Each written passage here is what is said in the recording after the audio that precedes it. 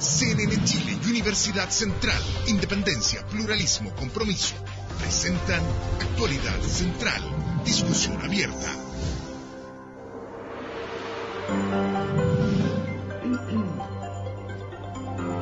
Con independencia, pluralismo y compromiso iniciamos esta jornada de Actualidad Central, una invitación de CNN Chile y Universidad Central. Por 86 votos a favor y 28 en contra, fue aprobado el sistema electoral que sustituye el famoso binominal por un binominal proporcional o corregido. Eso ha sido lo que significaría para algunos el término de la política de los consensos y lo que ha generado parte de la estabilidad de Chile desde el retorno a la democracia. Para otros, se elimina de una vez por todas la sobrerepresentación de algunos sectores. Eso es lo que está en discusión. Se aumenta el número de diputados y de senadores, se hace un redistritaje, en fin, una serie de cambios que podrían significar la modernización probablemente de nuestras democracias y para otros un retroceso. Comenzamos a discutirlo de inmediato y saludamos a nuestro panel. A mi lado se encuentra don Marco Moreno, decano de Ciencias Políticas y Administración Pública de la Universidad Central. ¿Cómo estás? Bienvenido. Muy buenos días, Pablo. A su lado se encuentra don Patricio Silva, tiene un título tremendo, que sería director del Instituto de Estudios Latinoamericanos, historiador y académico de la Universidad de Leiden, Holanda. Desde Holanda a Chile lo hemos traído especialmente este día sábado. Muchas gracias, Patricio. Muchas gracias por la invitación. Ahí por allá don Antonio Horvath, que es director ejecutivo del Instituto Libertad. ¿Cómo estás, Antonio? Bien, gracias, Pablo. Un saludo a todas las personas que nos están viendo en sus casas. Señores, pregunta para la mesa. Partimos por aquí para allá. ¿Era tan necesario llegar a esta reforma del sistema binominal? Lo pregunto porque tal vez era un hecho muy sentido por la clase política, pero no sé si era tan sentido por la ciudadanía esta necesidad de cambio. ¿Y qué va a significar en el contexto más inmediato? Después vamos a las proyecciones. Yo creo que tiene parte de razón lo que tú dices. Esta es una discusión de la élite, ¿no? Efectivamente, los ciudadanos lo muestran los estudios de opinión. No es un tema que sea una prioridad la reforma al sistema político, ¿no? Y la reforma, por lo tanto, al sistema electoral. Pero, sin embargo, efectivamente, buena parte de la calidad de nuestra democracia estaba teniendo dificultades, puesto que el sistema que nos había gobernado durante estos últimos años no estaba dando cuenta adecuadamente de una serie de problemas que se estaban generando, que tenía que ver con los problemas de proporcionalidad, con los problemas de representación de los parlamentarios, con la distribución, ¿no? Y por lo tanto creo que la reforma, que está aprobada recién en su primer trámite, todavía falta la discusión en el Senado, debiera atender a profundizar y mejorar la calidad de nuestras instituciones, que es fundamental para que funcione el resto del sistema político, ¿no? Entonces yo creo que el principal aporte iría por allí, no tanto porque sea una demanda sentida por parte de los ciudadanos. Patricio, pero en todo caso la composición principalmente del Congreso había dado estabilidad.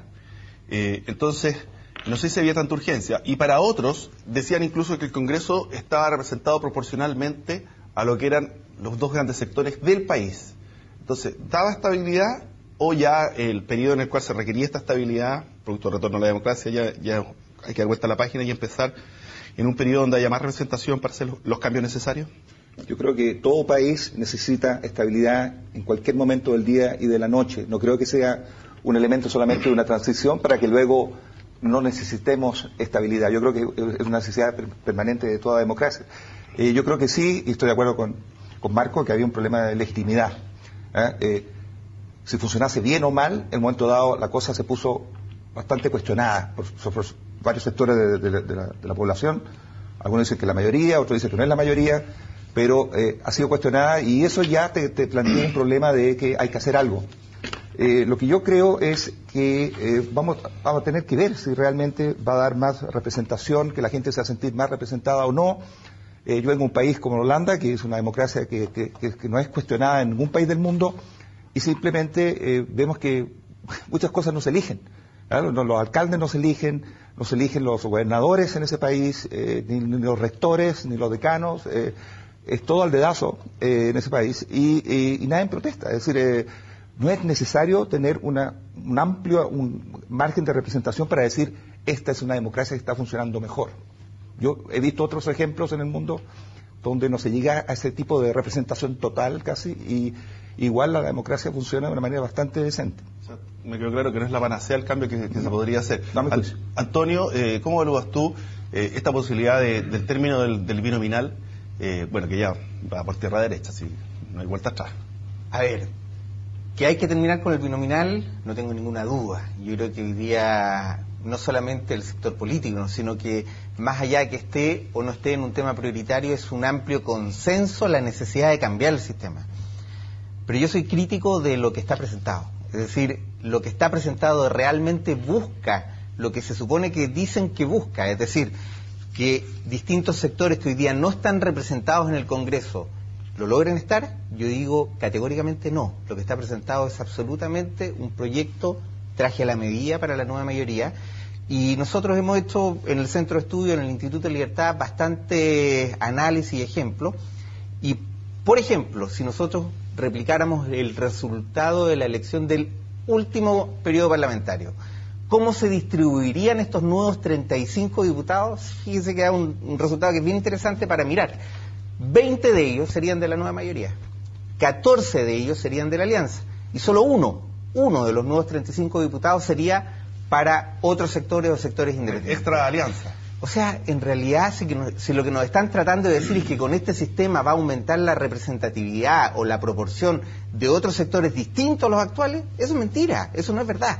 Por lo tanto, vamos a tener un nuevo proyecto que hasta el minuto también está hecho entre cuatro paredes, que esa es la crítica que se le hace al sistema binominal, y en realidad solamente estaría subiendo el número de diputados, solamente estaría subiendo el número de senadores, pero no estaría dando solución a lo que se pretende dar, que es darle algún grado de representatividad a sectores que hoy día no están representados. Marco, ¿es un traje a la medida para quién? ¿Quién se está ocupando el sastre, la wincha, diciendo me tiene que quedar bien aquí, quedar bien acá, o no es traje a la medida? Yo creo que no es traje a la medida porque efectivamente ha habido crítica por parte de los propios parlamentarios que son los incumbentes, ¿no? Ellos incluso de ambos sectores de la alianza, sin duda, y la UDI se opuso, pero Renovación Nacional y la nueva mayoría votaron a favor de la reforma en el primer trámite. Yo creo que efectivamente no es el óptimo, ¿no? Es difícil llegar a tener la mejor política pública, en este caso un sistema electoral adecuado. Preventivamente yo creo que avanza en la dirección correcta de mejorar la representación, creo que se mejora la proporcionalidad también, creo que se aumenta por el aumento de parlamentarios. No, la representación en el sentido de que la cantidad de electores que hoy día, ¿no es cierto?, elige a un parlamentario tiende hoy día a verse en el actual sistema está distorsionada, ¿no? Un grupo muy pequeño, como pasa, por ejemplo, en Aysén, ¿no? O en el norte de Chile elige la misma cantidad de parlamentarios que elige un número mayor de electores en la región metropolitana. Entonces es necesario mejorar el tema de la proporcionalidad y de la representación. La representación en el sentido que nuevas fuerzas, nuevos actores van a poder participar. Eso es un poco lo que es el país, ¿no? Hay una diversidad hoy día en el país de actores que hoy día están fuera del Parlamento. Llegan al Parlamento por pactos de omisión, como pasó con el Partido Comunista, ¿no? Que llegó al Parlamento por un acuerdo político, pero evidentemente hoy día, y la reforma apunta a eso, a que todos los actores podrían eventualmente participar. Otra cosa es que vayan a ser electos. Ahora, dime una cosa, ¿por qué un proporcional moderado y no un proporcional absoluto? ¿Cuáles serían las ventajas o desventajas de uno de los otros sistemas, Pato? No sé, mira, yo creo, en todo caso, me gustaría, en primer lugar, volver a lo que dijo Marco.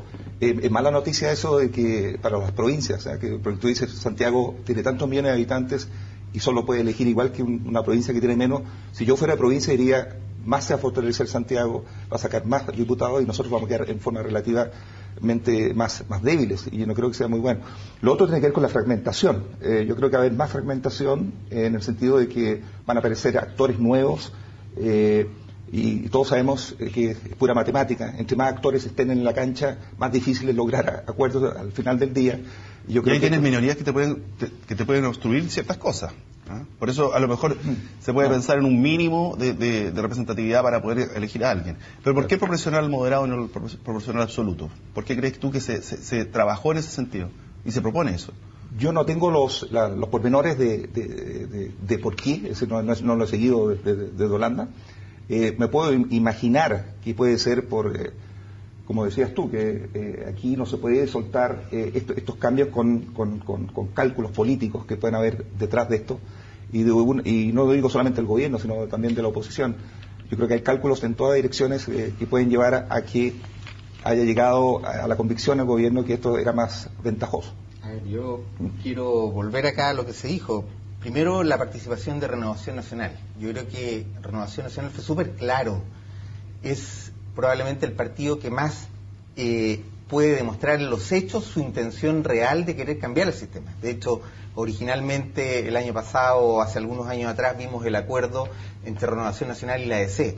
Ellos lo han dicho públicamente, yo lo he visto, escuchado y he conversado con varios de los parlamentarios y de la directiva.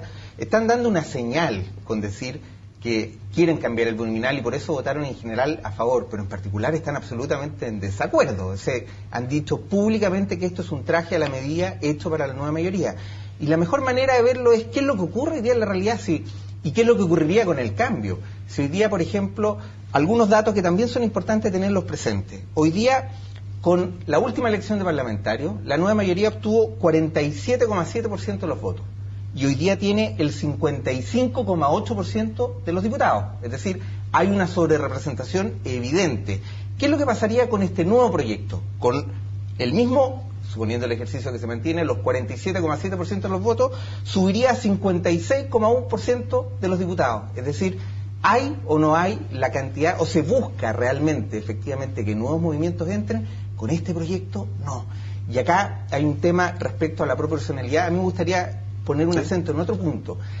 El ejercicio de que nuestro Parlamento sea bicameral, es decir, que tengamos Cámara de Diputados y que tengamos senadores, tiene que obedecer también a algo distinto. Yo entiendo que tenga que existir un porcentaje de proporcionalidad en los diputados, me parece razonable, pero los senadores tienen que también obedecer a otro interés o a otro punto que es súper importante, y tú lo decías, es decir, hay regiones que de repente son, en términos de extensión, súper importantes, que si se mantiene la proporcionalidad no tendrían ningún grado de representación alguna. Por lo tanto, yo espero, y así se mantiene y así funciona nuestro sistema hoy día, que el Senado obedece mucho más a una representación geográfica y la Cámara de Diputados obedece mucho más a una representación en base a la población o hacia los electores. Antonio, dime una cosa, ¿por qué hubo críticas de RN cuando Amplitud llega a acuerdo con el ministro Peñalillo respecto a este tema? Porque Amplitud, yo creo que se compra el proyecto como está 100%, y básicamente ellos están haciéndose cómplices de este proyecto propiamente tal. RN, a diferencia, lo que está haciendo es, lo dicen los hechos, nosotros damos el voto a favor de la idea de legislar, el voto en general, pero en lo particular queremos hacer un cambio. Y yo espero, a propósito de la encuesta CEP, donde mostraba que un 63% de la gente busca que las coaliciones se pongan de acuerdo y lleguen a grandes acuerdos, yo espero que realmente en el Senado se pase a hacer un cambio de lo que tenemos hoy día, de este verdadero traje a la medida, a un proyecto que sea mucho más racional, mucho más inteligente, y que no vuelva a tener la misma crítica que tiene el sistema actual, que se hizo entre cuatro paredes para favorecer un sector. Pablo, este tema del traje a la medida, yo creo que todos los sistemas se hacen siempre con un sentido político. El actual sistema del binominal se hizo con un sentido político. Todos sabemos que se tomaron los resultados del plebiscito del año 88, ¿no?, para dibujar los distritos y favorecer a aquellos distritos en donde el sí había tenido mayor cantidad de votos, ¿no? Entonces, hay una intencionalidad política, en la creación del actual sistema electoral binominal. Por lo tanto, yo no quiero desmerecer, digamos, la crítica de que las cosas se hacen, como tú dices, con un traje a la medida. Yo creo que se hacen con un sentido político. Y el sentido político que tiene este proyecto es mejorar la proporcionalidad, ¿no? Es mejorar la representación, es terminar con las barreras de entrada a la política, porque hoy día justamente mucha gente no participa en política porque sabe que finalmente, si tú logras ser candidato, tienes la elección prácticamente asegurada en algunos lugares. Pero eso es lo que se dice, y otra cosa es lo que se hace. En el caso, concuerdo contigo, es decir, el plebiscito o el actual sistema binominal se hizo como un traje a la medida probablemente, pero el actual sistema también está haciendo exactamente lo mismo. Entonces no podemos criticar lo que se hizo y hacer exactamente lo mismo en un péndulo a lo contrario. Es decir, hoy día tenemos algunos distritos que no tienen ninguna lógica la cantidad de diputados que se le están colocando respecto a la cantidad de electores que tienen. Y uno ve que además hay intencionalidad al colocar en ciertos distritos una cantidad de diputados impares para que se favorezca un sector respecto a otro. Me parece que ese sentido hay que revisarlo, y vuelvo a insistir. Oye, pero entonces, hasta el es año importante 73, entender de que hoy los día distritos eran no se más están haciendo grandes, las cosas eran como más se grandes dicen. los distritos hasta el año 73, eran más grandes los distritos con los mismos diputados que tenemos hoy día. Entonces, una población inferior. Una población inferior, pero en términos de tamaño era más difícil llegar a todos los lugares, había un problema geográfico, y eso, por eso los sistemas electorales son un poco resultado de las situaciones políticas, la evolución histórica. En Chile hemos tenido todos los sistemas electorales. No sé, uno se remonta al siglo XIX, va a encontrarse con la más variedad absoluta de sistemas. Entonces, lo hemos probado todo. Yo creo que aquí estamos haciendo una situación de ensayo en donde estamos viendo qué es lo que más conviene para, insisto, conseguir el objetivo de mejorar la proporcionalidad, pero la representación. ¿Qué pasa con la aclaración? Mira, si estamos de acuerdo que hay que cambiar el sistema, en ese sentido me parece sí, que nadie cierto. acá está discutiendo eso. Lo que sí estamos diciendo es que el actual sistema se supone, o sea, la actual propuesta, ojo, que es la que se aprobó hasta ahora en la Cámara de Diputados, se supone que dice que mejora la representatividad. Yo estoy diciendo los hechos, eso no va a ser así. Y eso va a producir además una nueva frustración, porque la gente va a creer que con esto se soluciona el problema, pero en realidad, te lo doy firmado, con la actual propuesta, si se llegase a aprobar tal cual está, el resultado de la elección va a ser exactamente igual, pero la única diferencia es que en vez de tener 120 diputados va a tener 155. Entonces me parece que aquí hay que mirar las cosas con un poquito más de profundidad para poder emitir. Mira, vamos a ir a una pausa y les opiniones. dejo planteado un par de temas respecto a esto. Después vamos a entrar también a los resultados de la encuesta CEPA, para irnos más a lo sabrosón. ¿Qué pasa con los independientes cuando los distritos son tan grandes? Y no sé si vale la pena, y les pregunto ahora, si es que entramos en el tema de las lucas que va a haber que gastar, de los recursos, dentro de la Cámara de Diputados, porque dice que con la misma plata lo van a hacer, con los mismos recursos. Bueno, veamos si es que vale la pena una discusión al respecto a ese tema. Por supuesto también la oportunidad para que los independientes puedan acceder a un escaño en el Parlamento. Ya volvemos.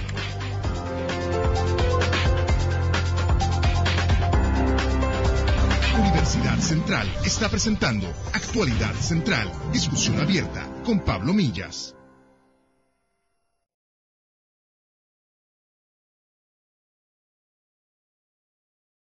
Universidad Central está presentando Actualidad Central, discusión abierta con Pablo Millas. Ya estamos de vuelta, vamos a ver qué es lo que nos están diciendo los twitters respecto al tema de hoy. Vamos viendo.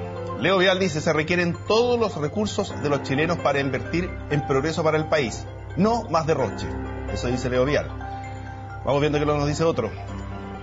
Fernando Puente, no se terminaron con la reelección indefinida, pésima señal. La reelección indefinida, como tú decías, Marcos, que son los mismos incumbentes los que se están haciendo, no van a ponerse ellos mismos un contrato con plazo de término. ¿Qué dice el otro? Jaime Sur dice, la calidad de los legisladores chilenos está en duda. Nadie habla de mejor calidad. Y otro de los Twitter, Just a Man dice, el binominal lo creó una dictadura. ¿Podrá ese sistema interpretar una democracia de verdad? Hay otro, ya que hay otro. MDGRKB dice, no comparto con Marco Moreno. Desafección política es urgente de atender. Sistema electoral es clave. MDGRKB no comparto contigo. Bien, eso es parte de la democracia y la democracia electrónica, sobre todo, que es muy importante hoy día. No, efectivamente, yo creo que hay un par de críticas ahí. El tema de la reelección, creo que tendría que haberse legislado sobre este tema. Eso tiende a perpetuar y tenemos parlamentarios que están en el Parlamento del año 90. Hay algunos que son y tienen capacidades, y se dice que los parlamentos tienen que tener capacidades técnicas, pero evidentemente eso te limita la posibilidad de que nuevos actores puedan entrar al sistema, y creo que ese es un mal precedente. Se disparan a los pies los parlamentarios cuando, respecto de este tema, como respecto del gasto electoral, en aumentarlo, insisten en que haya que ingresar más recursos. Yo creo que eso es un error. Ahora, justamente hablamos del ingreso de nuevos actores a la política, pero con distritos más grandes va a ser mucho más difícil, porque necesitáis mucha más plata, mucho más recursos para poder hacer una campaña. Bueno, y también el mismo, tú me lo decías recién fuera de cámara, el mismo parlamentario, una vez electo, en vez de recorrer X cantidad de comunas, va a tener que recorrer más, atender más, y no sé si va a dar una buena atención tampoco. Entonces, ¿qué pasa con los independientes en un sistema como este? Y lo pongo en la mesa, quien quiera responder. ¿Pato?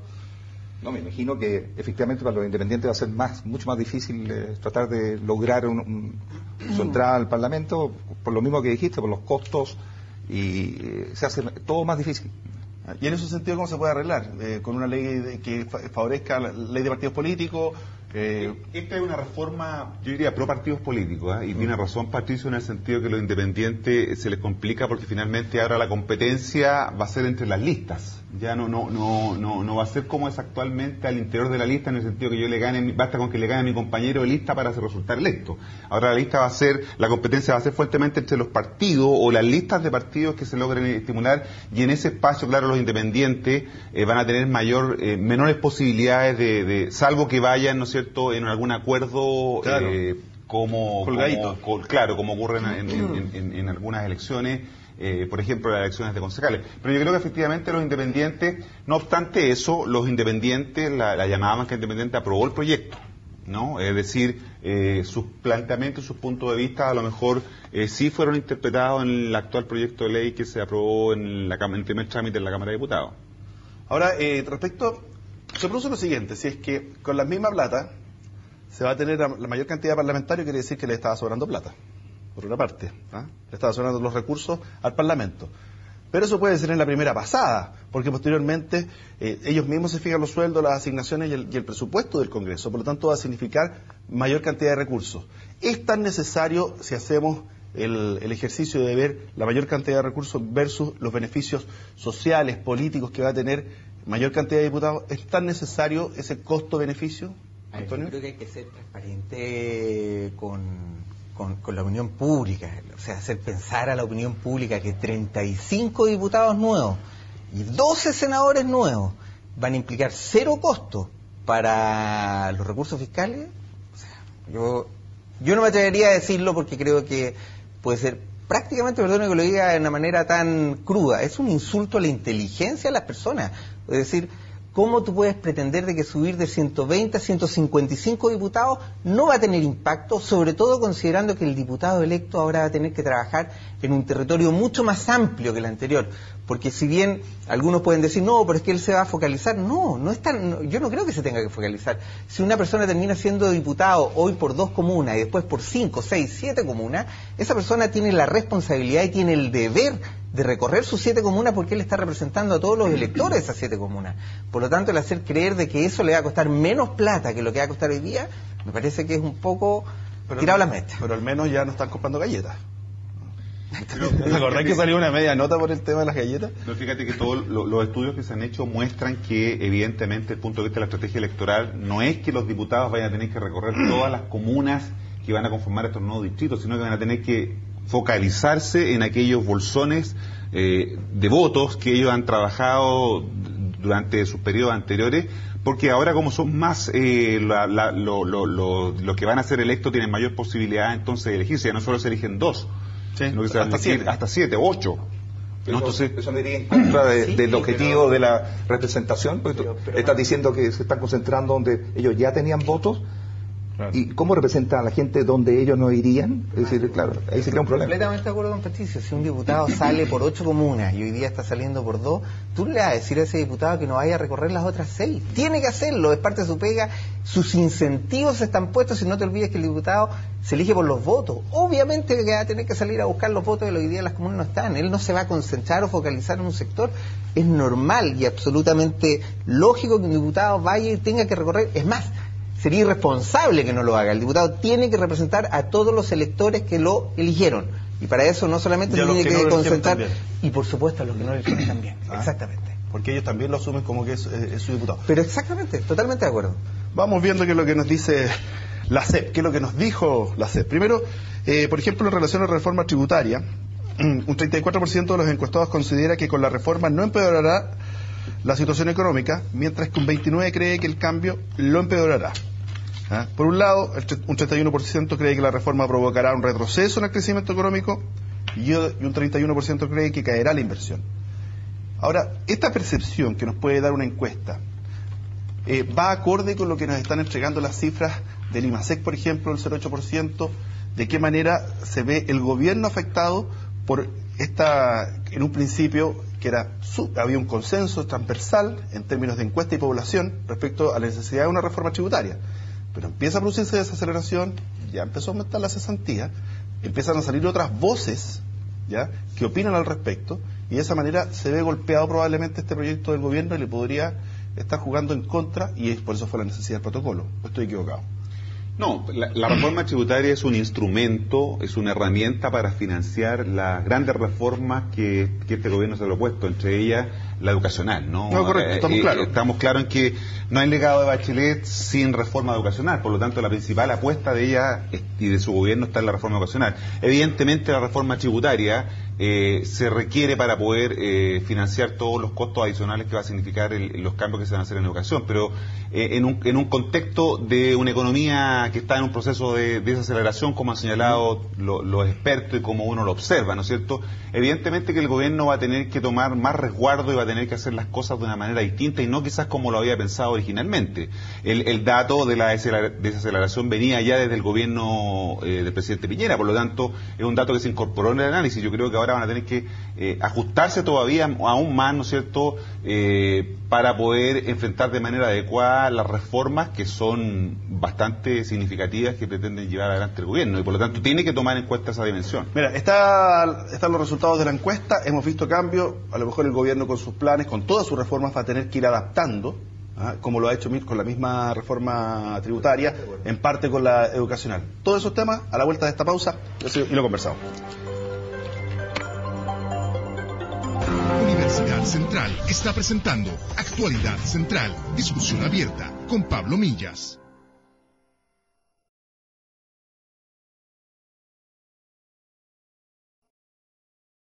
Universidad Central está presentando Actualidad Central, discusión abierta con Pablo Millas. Harto Twitter está llegando, ahí estamos viendo qué es lo que nos dicen en las redes sociales. Ahí aparece Angelus, política chilena se parece a las sociedades anónimas en el fútbol. Depende de las lucas y no de los mejores. Bueno, vamos viendo qué lo dice acá. Soldadito de plomo. Si Chile ha tenido estabilidad política con el binominal, ¿para qué cambiarlo? Hoy la nueva mayoría es la favorecida. La nueva mayoría ha sido la favorecida a lo largo del tiempo. Yo creo que se han favorecido diputados y senadores y el sistema político en general proporcionalmente en partes iguales prácticamente.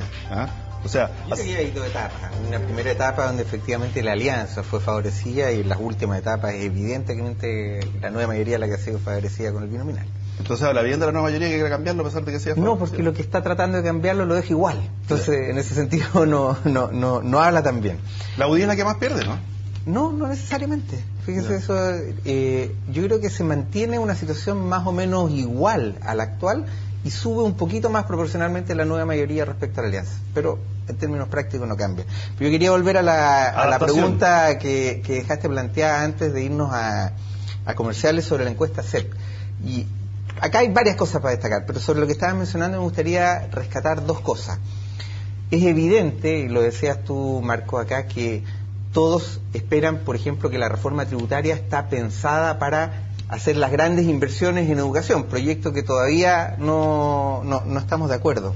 Sin embargo, si uno revisa y analiza qué es lo que opina la gente de la encuesta CEP, para qué se debieran usar los recursos, llama profundamente la atención que un 56% de los encuestados dice que la reforma tributaria se debiera invertir principalmente en salud y solamente un 22% de los encuestados dice que la reforma tributaria se debería invertir principalmente en educación. Creo que ese es un llamado de atención para decir dónde estamos colocando nosotros los focos del debate respecto a dónde están planteándose las necesidades.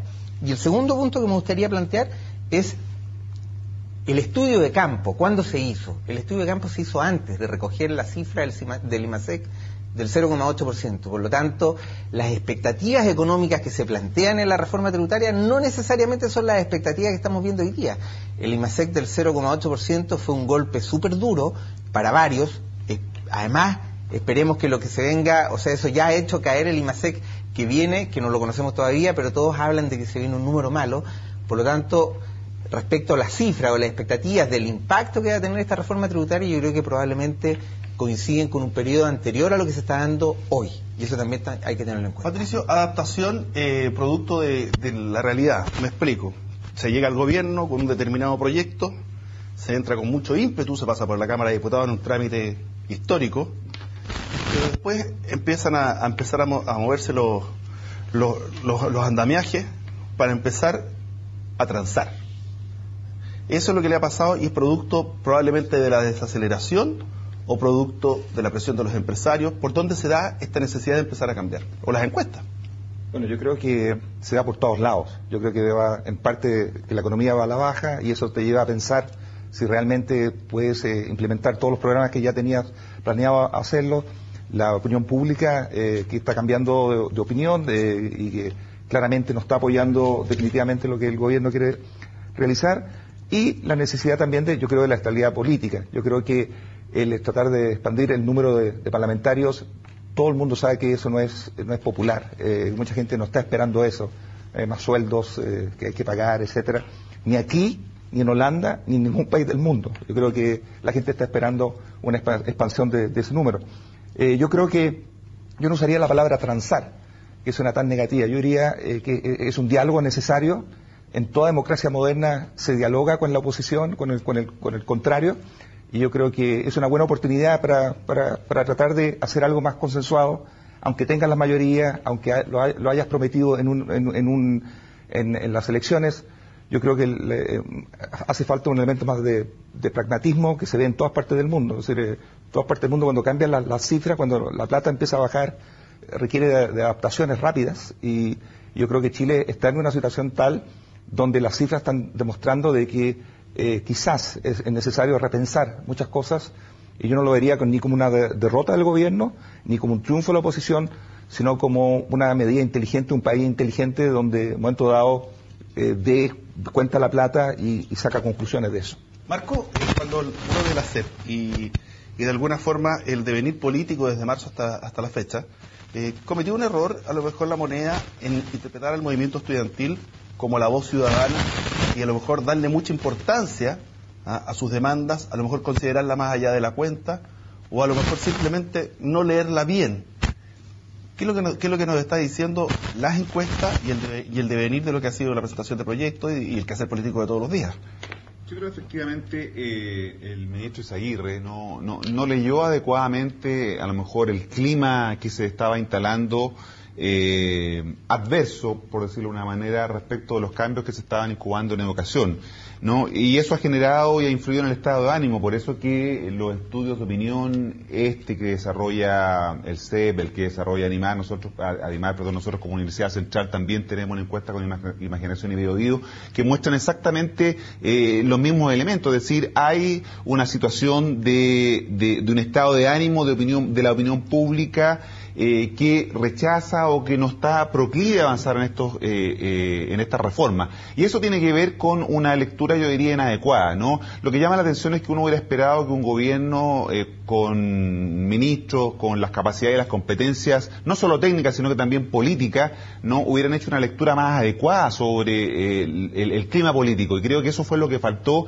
y hoy día, en eso coincido con Pariso, está tratando de haber un proceso de adaptación, un proceso de gradualidad, de incrementalidad para llevar adelante las reformas. Ya no estamos hablando de cambios de cero, sino que estamos hablando de un proceso incremental y gradual en la reforma educacional o en la reforma constitucional y en las otras que se están planteando. Ahora, la reforma educacional, ¿hará falta un cambio de timón y de capitán en el Ministerio de Educación? Porque finalmente el desempeño de Izaguirre no ha sido bien evaluado, no solamente por la encuesta, siempre el ministro de Educación le da pésimo en todo caso, sea el que sea. Pero a lo mejor no ha sido validado ni respaldado lo suficiente, más por sus pares, por su propio gabinete de ministros, en fin, más que por la presidenta, que ha salido sí, pero cuando vemos que por aquí sale Valentina Coroga con una declaración, Andrés Palma con otra, que de alguna manera lo desmienten, se contradicen, desde la misma nueva mayoría, caso de Walker, ¿será necesario a lo mejor un cambio de ministro? No lo sé, esa es decisión de la presidenta, pero yo, la opinión es que aquí hay un grado de desorientación brutal. Vámonos a la campaña. ¿Cuál era la oferta de la campaña de la nueva mayoría? Educación pública, gratuita y de calidad. ¿Quién le puede decir que no es eso? Es bien difícil decirle que no es eso, sobre todo suponiendo que tiene los recursos, que ese es el reparo que uno puede hacer. ¿Qué es lo que tenemos hasta ahora? Tenemos una propuesta que dice fin al copago, fin al lucro y fin a la selección. Que alguien me explique cómo el fin al copago, al lucro y a la selección realmente van a solucionar una educación pública, gratuita y de calidad. Ese es el tema de fondo. O sea, aquí hay un tema donde realmente vemos un ministro que hace declaraciones, después vemos a otra autoridad que sale a explicar las declaraciones, y después hemos visto incluso otras autoridades que salen a dar las explicaciones de las explicaciones. Es decir, aquí hay un nivel de confusión brutal.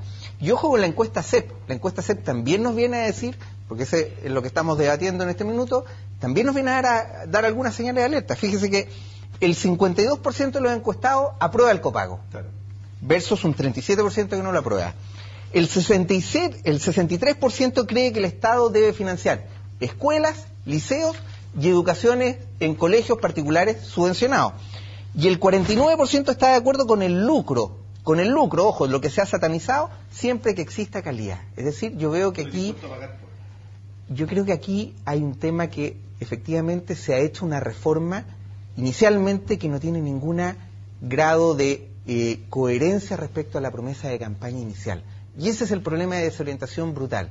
¿Hay o no hay que cambiar al ministro? Yo espero que no, sinceramente que no, porque yo creo que nosotros no estamos acá para desestabilizar un gobierno. Nosotros estamos acá porque queremos que el gobierno le vaya bien.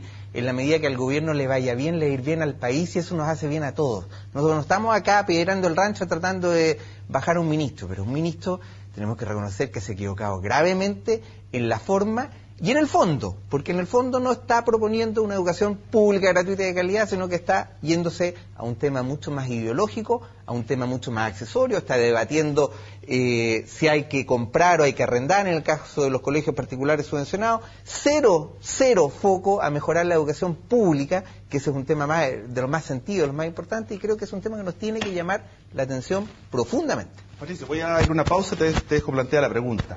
¿Cómo se lee la política chilena desde el exterior, de donde estás tú, cuando tienes que mirar este mapa desde un punto de vista que nosotros no tenemos, nosotros lo vemos desde adentro, caminando por las calles, viendo los edificios a lo mejor, pero ustedes lo ven desde arriba y lo ven a lo mejor no solamente con otro punto de vista, sino también con otros valores respecto a lo que aquí se está discutiendo. Pausa y ya estamos de vuelta. Universidad Central está presentando Actualidad Central, discusión abierta con Pablo Millas. Actualidad Central, discusión abierta con Pablo Millas. Una discusión abierta que por supuesto tiene la invitación extendida para que usted pueda participar, y aquí nos va diciendo los Twitter. Dice lo siguiente: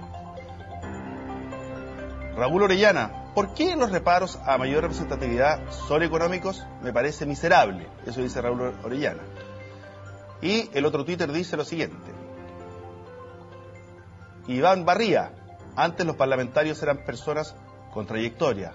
Hoy, por el poder, hay jóvenes que no han... Ahí quedé. Y que no han trabajado un día su vida. Es verdad, yo me bien flojo. ¿Creen que las encuestas CEP está siendo considerada por los evaluados? Solo las usan cuando hay elecciones. Ahí está lo que dicen los twitters.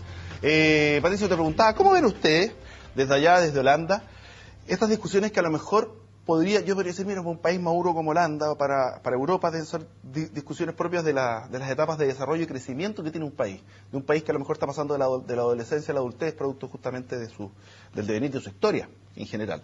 ¿Cómo se ve desde allá? Bueno, tú dijiste desde la altura, pero vengo de los Países Bajos. Claro. Desde abajo, ¿cómo se ve desde abajo Chile?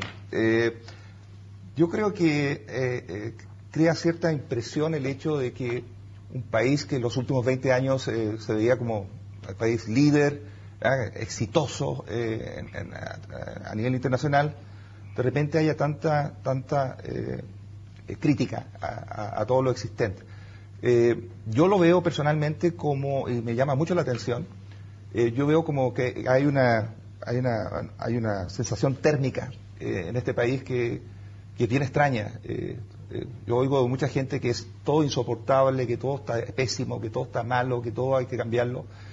Y yo veo a mis alrededores y digo, oye, tan mala no está la cosa en este país. Y sobre todo en términos comparativos con el resto de América Latina, e incluso comparando con otras partes del mundo. O sea, ¿somos OCDE en cierto sentido? ¿Cómo? ¿Somos de la OCDE en cierto sentido? ¿Estamos en el ranking?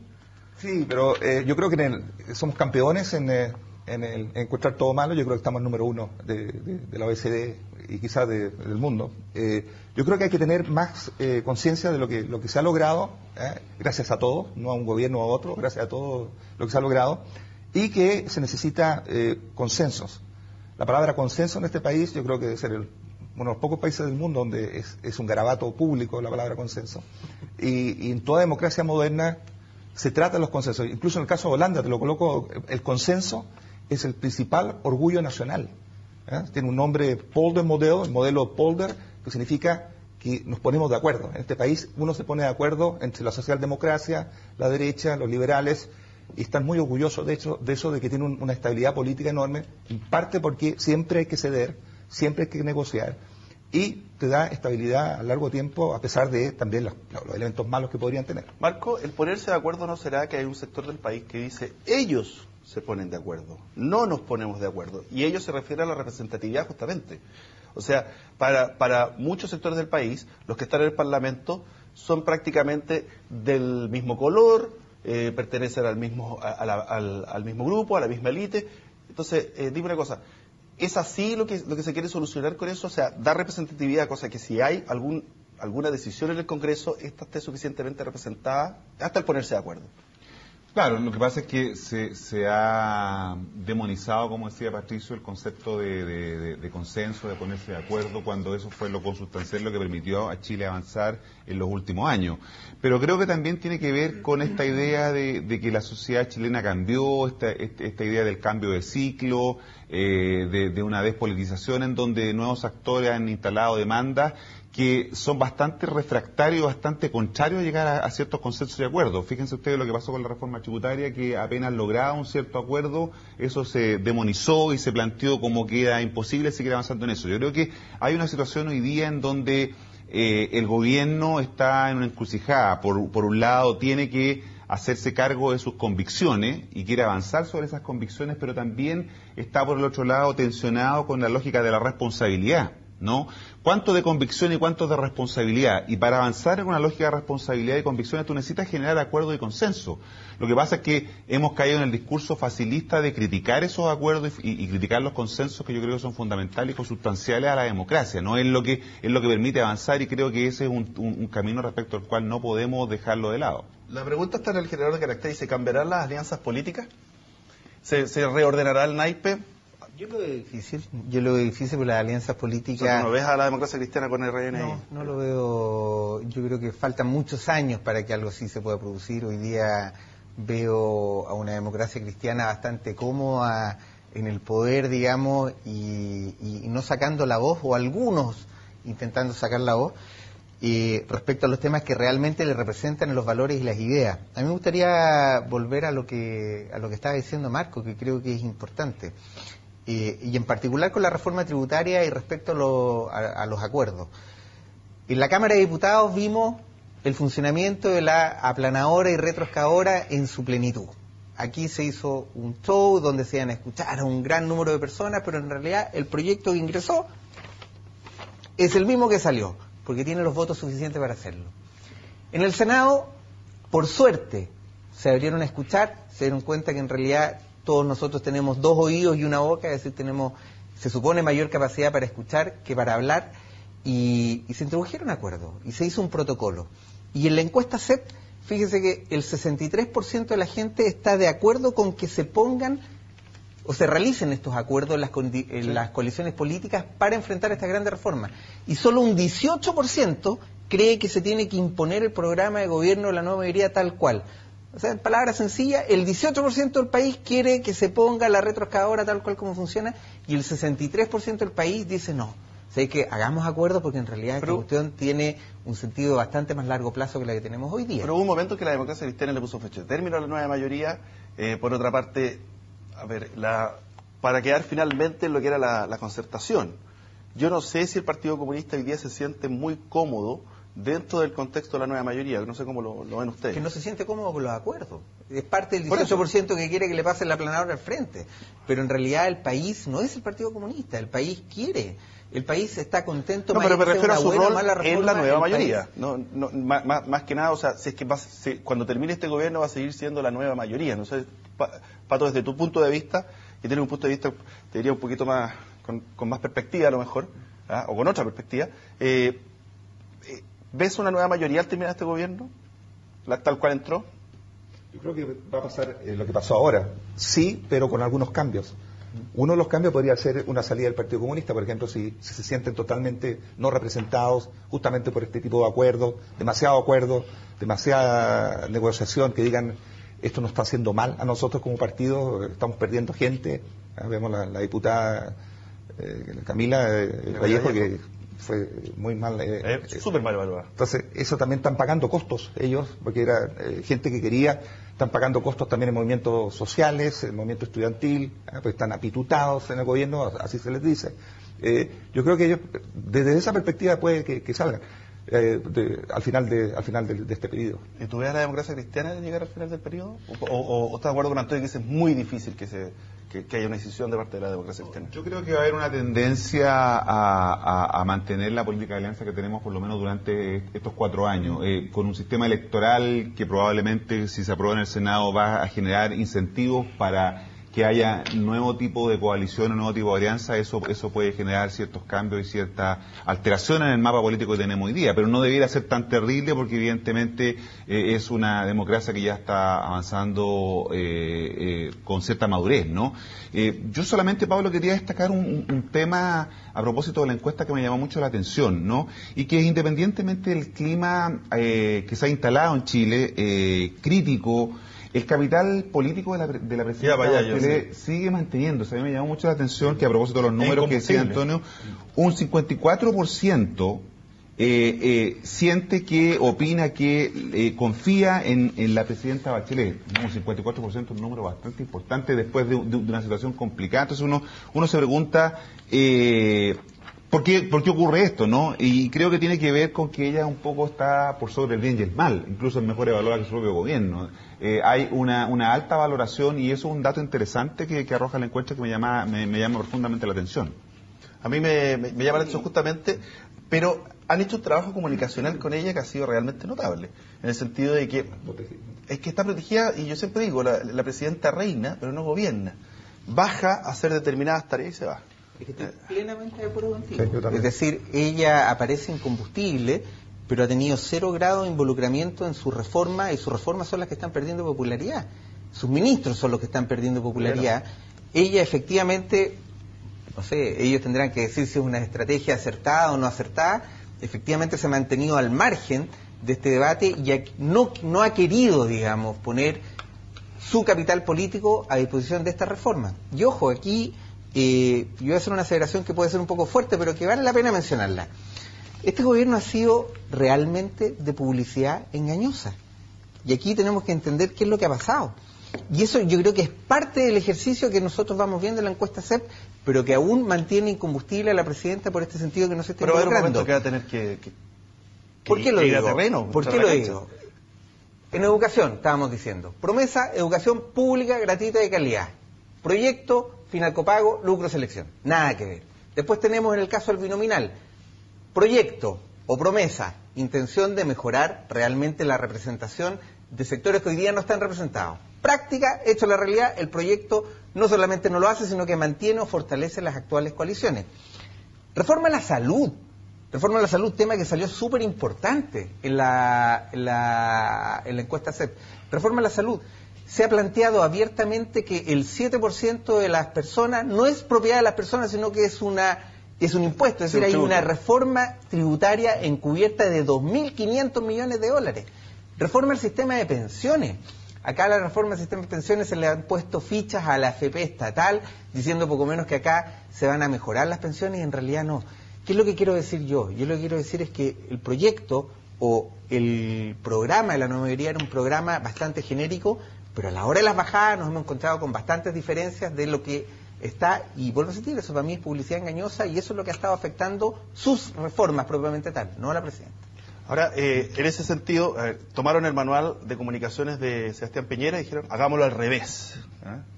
Porque Piñera estaba en todas, tiraba los córneres, los cabeceaba, cubría todos los sectores. ¿Eso tú lo ves así también? Sí, y me trae lo que está pasando con la presidenta Bachelet, muy parecido a lo que pasa con el primer ministro holandés, que también deja a los ministros, él no aparece casi nunca, no habla casi nunca, y incombustible también, súper incombustible.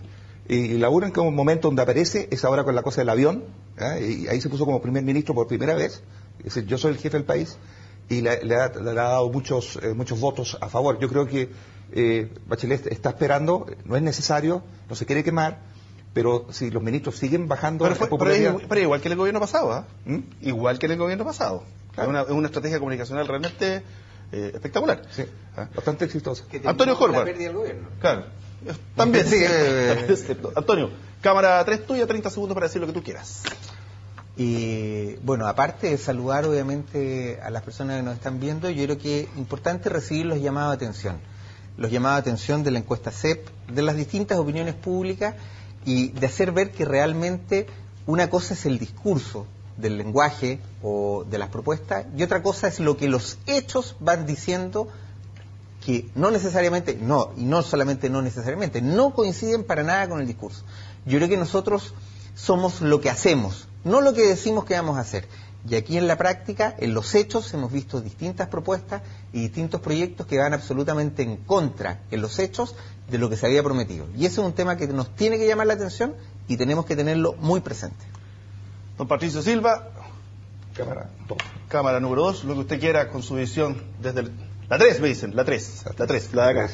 Bueno, yo creo que se están instaurando reformas muy magnas, muy grandes en Chile, y que creo que hay que tomarse el tiempo para las cosas. Son reformas que en otros países toman años, quizás demasiados años, pero que aquí se están haciendo en cuestión de meses.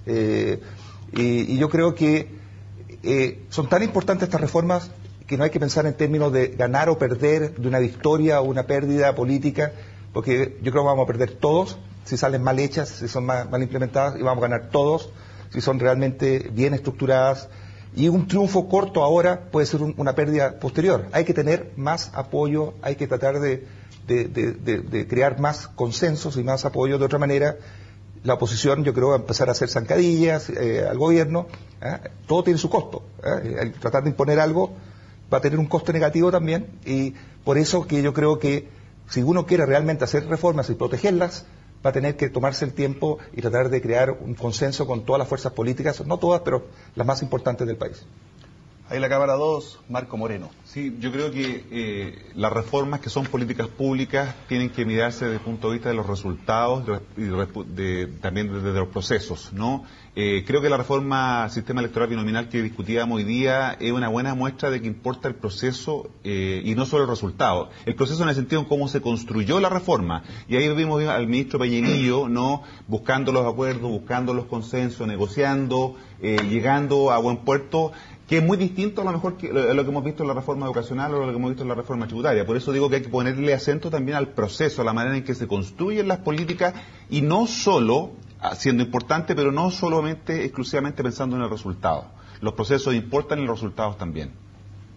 Señores, muchas gracias por haber conversado con nosotros y muchas gracias a la gente que participó a través de los Twitter: Iván Morales, AMRGKB, Vivian Grossman, a Chile Puro, a Ramón Guerrero, a ¿quién más está? Patricio González, Yasteman, en fin, Angelus, montones de Twitter, a don Melquisedec González, que siempre nos está aquí dando aporte, a don Raúl Orellana, en fin, muchos Twitter, porque el tema de hoy día parece que está muy sensible para la gente. Así que muchas gracias, nos encontramos el próximo fin de semana en esta invitación de CNN Chile y Universidad Central.